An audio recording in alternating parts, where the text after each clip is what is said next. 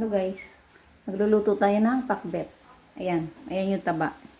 Igigisa natin siya sa kanyang sariling mantika. Alam nyo na.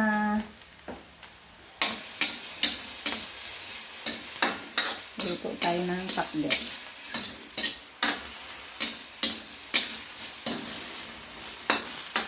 Hindi na natin siya lalagyan ng mantika. Igisa natin siya sa kanyang sariling mantika.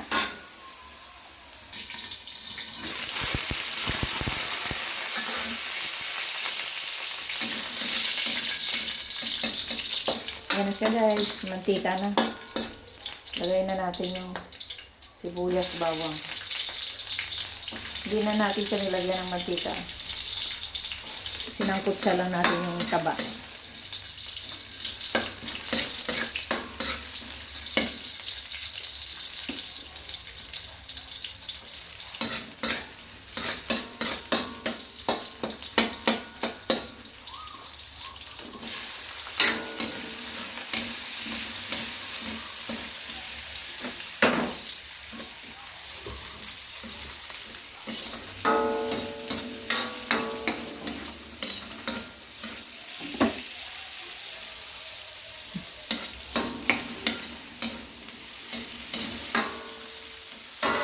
Lagay na rin natin yung laman. Baboy.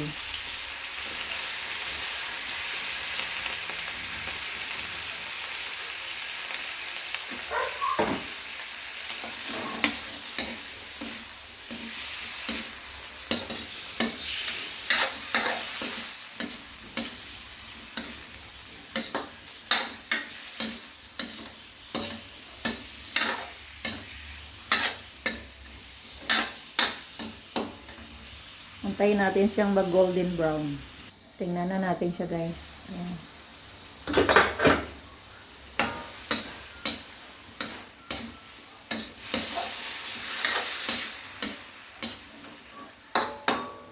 Ang ating pinakbet.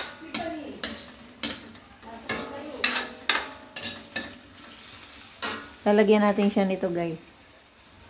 From Iloilo. Ayan o. Ayan. Ginamos. Sarap to. Sama na rin natin siya sa pag-isa.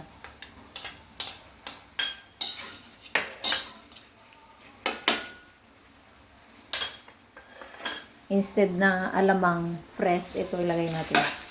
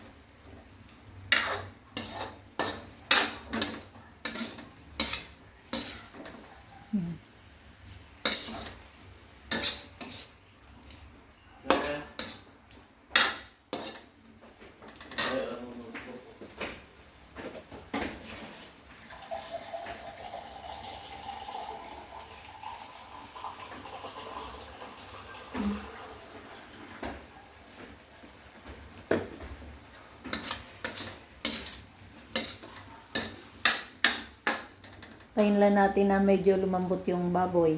Lagyan muna natin ng tubig. Ayan. Takpan natin siya. Pantay uli. Ayan guys, tingnan na natin. Ayan, kumulo na. Pwede ko na ilagay yung aking ayan.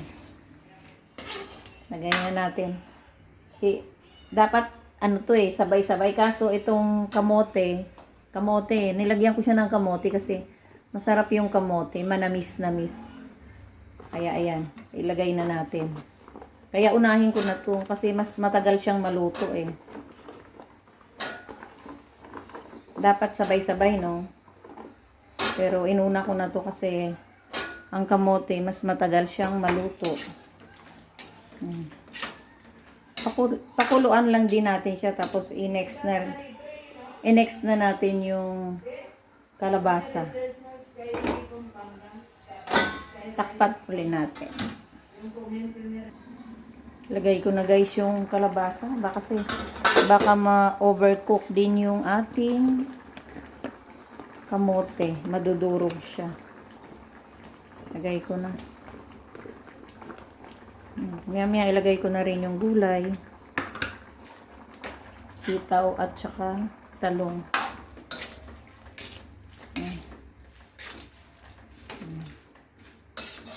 Yan ang ating pakbet. Kakaibang pakbet.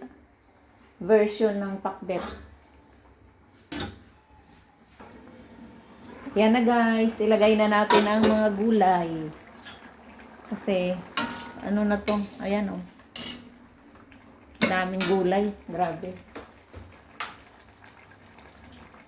Yan ang aming ulam. Daming gulay guys. Alam nyo naman ang luto ko, lagi na lang gulay. Ayan na siya. Lagay na natin ang mga gulay-gulay.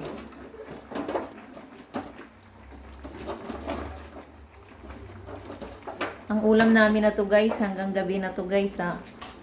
Hindi lang ito pananghalian. Ano na to? Ayan. Dami guys ha.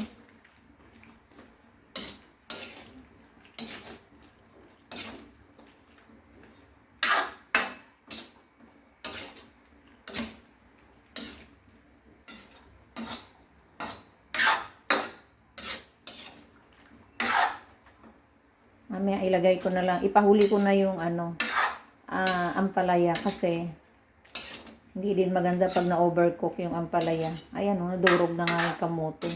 Na-overcook na. Saka yung kalabasa. Sandali na lang to, maluluto na. Okay na siya. Hindi ko na siya lalagyan ng asin kasi yung bagoong, yung ginamos, medyo maalat na yun. Kaya, yun na yung pinaka-asin niya. Hindi ko na siya nalagyan ng asin pa. Kasi baka umalat na. Wait na lang uli natin. Medyo maluto na yung mga sitaw at saka okra at saka talong. Bago natin ilagay yung ating ampalaya. Ayan guys, tingnan na natin. Ayan. Luto na yan. Kasi mamaya ma-overcook. Ilagay na natin yung ampalaya. Para luluto na siya. Ayan.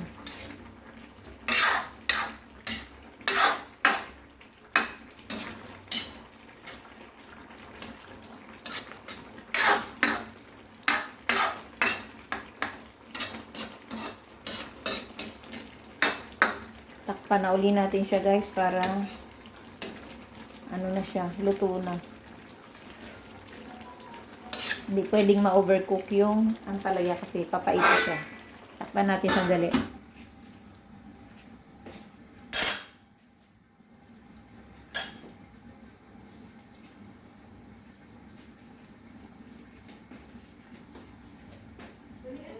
Hindi lang ko ma-overcook yung niluluto ko.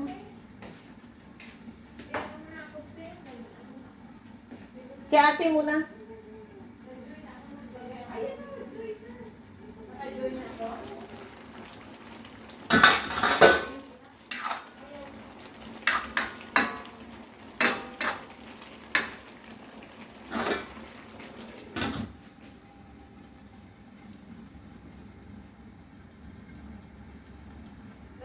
Buksan na natin guys. Ayan na.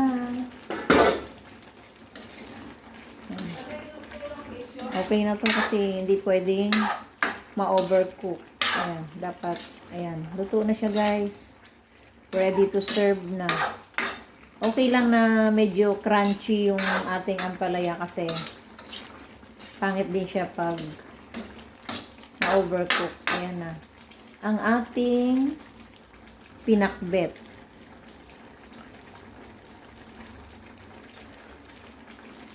Masarap siya guys kasi may kamote. Yun parang manamis-namis. That's it guys. Papatayin ko na siya. Off na. Ready to serve.